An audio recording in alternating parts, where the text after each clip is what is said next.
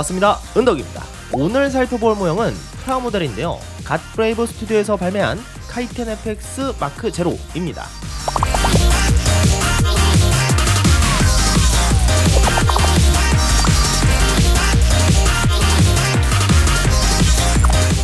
저는 프라모델을 만드는 게 즐겁긴 해도 완성하고 나면 제가 가지고 있는 완성품 모형들보다는 아무래도 완성도가 떨어지기 때문에 기존에 가지고 있던 프라모델을 전부 지인에게 증정하기도 했었는데요. 이 제품 같은 경우는 갓브레이브 스튜디오에서 발매한 첫 프라모델이기도 하고, 제가 또 블루아카이브 피규어는 여기 있는 아스나짱을 필두로 일부 예약을 시작한 상태인데다 카이텐자가 등장했던 에피소드는 유튜브를 통해서 재미있게 시청했기 때문에 오래도록 소장하고 싶은 마음으로 간만에 프라모델을 구매하였는데요. 역시나 그냥 조립하기보다는 도색작으로 만들어보자고 생각하여 풀도색을 수아 스튜디오 세양님에게 의뢰하게 되었고, 그리하여 탄생한 카이텐 FX가 오늘 살펴볼 모형입니다. 자, 아스나짱은 이제 퇴장하시고, 구성품은 아니지만 특전으로 이렇게 아크릴 스탠드가 동봉되어 있었고, 갓브레이브 스튜디오 모델 01 카이텐 FX 마크 제로라고 깔끔하게 프린팅되어 있었습니다. 이제 본체를 살펴보면 알록달록한 색상이 눈에 띄면서 화려한 느낌을 뿜어내고, 특히나 이 머리에 탑승해 있는 카이텐자들은 최대 포인트가 아닐까 싶은데요. 이렇게 작은 친구들을 붓도색으로 알아볼 수 있게 칠해주셨습니다. 그럼 분리하여 비클 형태를 가볍게 살펴보겠습니다. 몸통이 되는 빨간 비클은 매커럴 탱크라는 이름으로 가동하진 않지만 바퀴의 디테일이 전부 표현되어 있고, 그 위를 금속으로 보이도록 칠해주어 완성도가 매우 높아진 느낌을 받았습니다.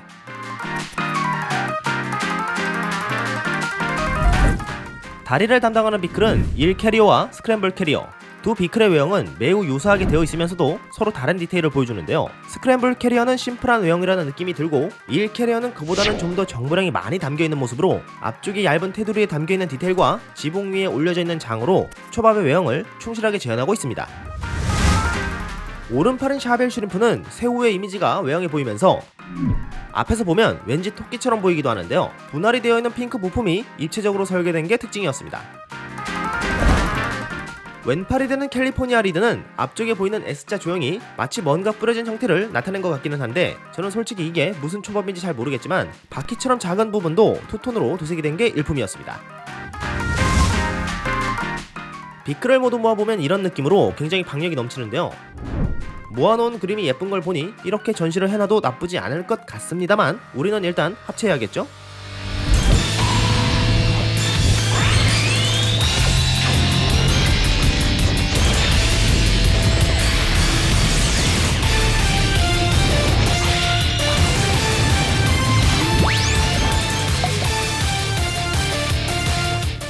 합체 시퀀스는 모든 비클의 바퀴가 수납되고 몸통에 팔다리가 그대로 달라붙는 굉장히 심플한 형태로 합체하여 3다수와 비교해보면 이 정도 크기를 보여줍니다.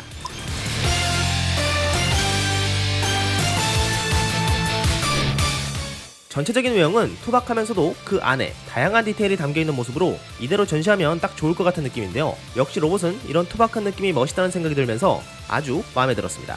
도색이 좋긴 좋네요. 그리고 이 제품 같은 경우는 별도의 변형 없이 기본 색상으로 도색을 입혀준 모습으로 가조립된 프라모델과 외형적으로는 큰 차이가 없다고 볼 수 있습니다.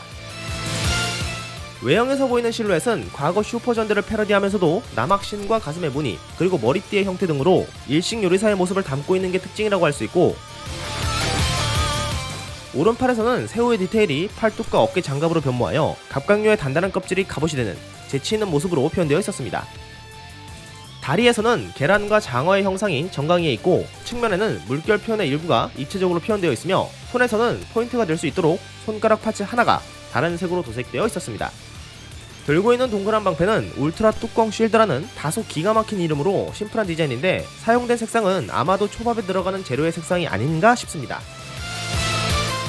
뒷면에는 분할된 파츠들이 조립되면서 나타나는 접합선과 패널 라인, 그리고 바퀴를 수납하기 위한 기믹 등으로 면을 채워주면서 나름 심심하지 않은 형태로 완성되어 있었습니다.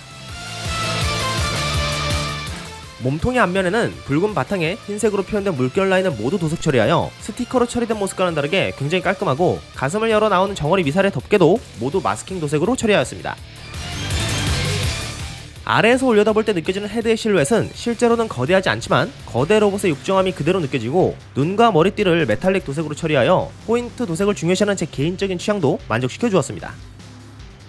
헤드를 잘 보이게 포징을 살짝 바꿔보겠습니다.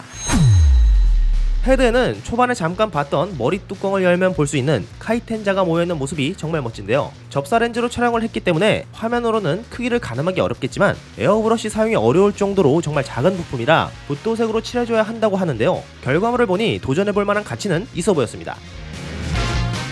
그리고 헤드는 탈출 포트라는 설정이 있어서 이렇게 분리가 가능합니다. 바닥의 디테일이나 위에서 바라봤을 때 형태도 밀도 있는 느낌으로 되어 있네요.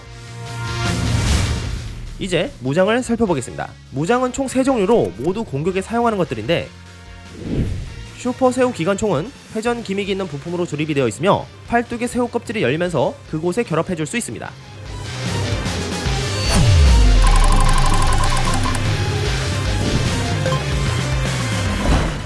하이퍼 정어리 미사일은 가슴 덮개를 열고 미사일 발사구 커버를 떼어내주면 살짝 걸치는 느낌으로 하나씩 장착이 가능한데요. 미사일은 간단하게나마 위아래로 분할이 되어 있어서 쉽게 도색을 할 수 있었다고 합니다. 이런 기믹 자체는 굉장히 번거롭고 불편하지만 이렇게까지 재현할 수 있게 해준다는 건 꽤나 큰 장점 같네요.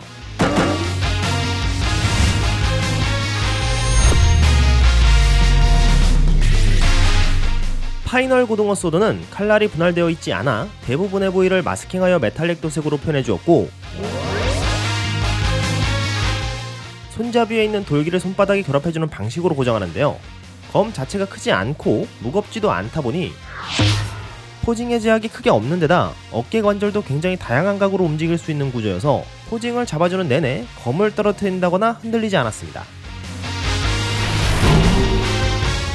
마지막으로 가동 범위 영상을 넣어볼까 했지만 이번 영상은 도색작의 디테일을 살펴보는 영상이라 제외하고 그냥 이 포징 하나로 대체하겠습니다. 심심해 보일까봐 고라파덕도 세워줘봤네요.